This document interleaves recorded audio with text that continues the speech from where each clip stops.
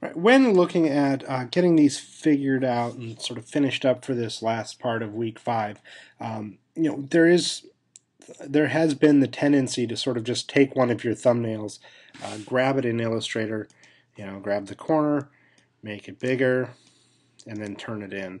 And that isn't what we want to happen necessarily.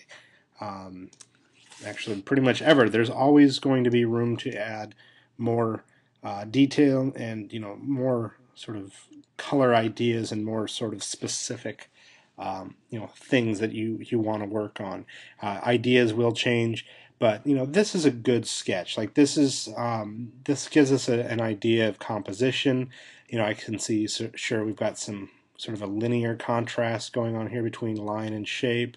I see the red object with the cyan stroke, the darker out here.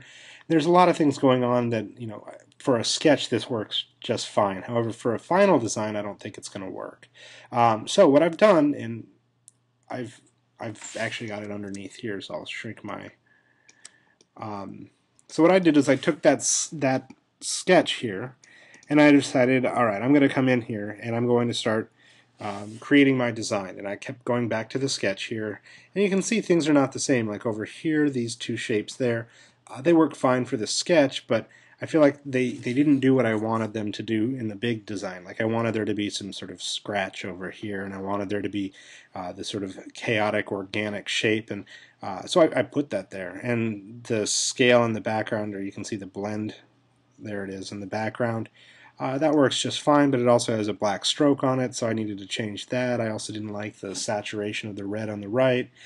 This little shape right here seemed a little too simplistic, so I don't know, I went to the world of biology and went that direction.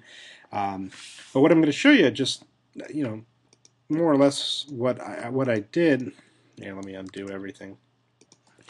Was I created this image here using a lot of the ideas that were going on here, but there was areas that just felt like they were missing things. The stripes or the lines there, I always like that warp tool, give it a little variation in the lines there. Adjust things. Here's this is this group here. Whatever this is, put a little drop shadow on it.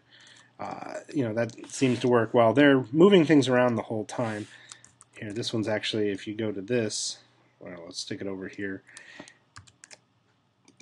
That's a whole bunch of blends using circles there that I've created, right, to make that shape there. So, instead of just a cyan rectangle like here, thought, well, let's add some dimension or some movement to it. So that's what's going on there. Now this one here, it's actually not entirely obvious what's going on with that one, but this is a sort of cylindrical piece that I thought I could work with. But as I was working with it, it sort of didn't matter. Like I think it actually worked just fine with the top showing and adding a little bit of variation right there. So anyway, I'm not necessarily showing you how to make your final design, but sort of what happens when you take that translation, sort of that step with the translation from your thumbnail to your final. You'll be editing, putting more things in, keeping the color on scheme, or the color however you are needing to use it.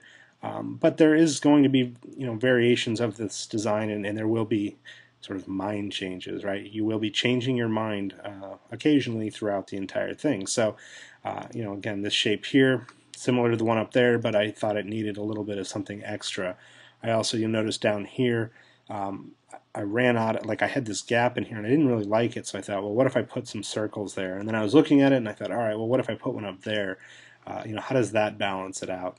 And I think it works okay. I still see a couple things that I would play with, and thinking that I was going with contrast with this, I think there's a few other areas where I could really push it. In fact, I'd probably go with a triad at this point if I could do it over.